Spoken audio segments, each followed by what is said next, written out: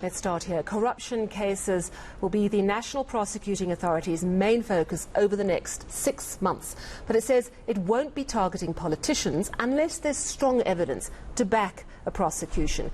NPA head Shamila Batohi has conceded to Parliament today that the pace of prosecutions has been too slow.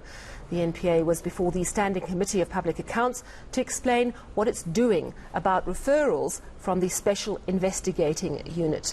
Lindsay Dentlinger has more. The Special Investigating Unit has referred over 1,500 cases to the National Prosecuting Authority since 2014, but over 1,000 of them are still under investigation by the Hawks. 3 years into the job, NPA head Shamila Batohi still laments the lack of skills within the police to investigate complex corruption matters. The pace of these investigations needs to be picked up. It's too slow. I agree with you. That's when the issue of it's not just about capacity in the NPA or the SIU. It is about capacity in the DPCI.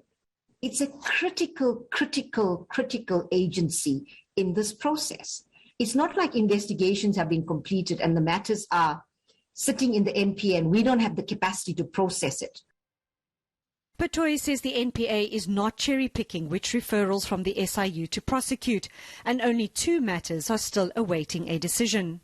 But she points out an SIU referral requires a lot of criminal investigation before it can be built into a prosecutable case. Prima facie is not good enough. We must have evidence that reaches a standard of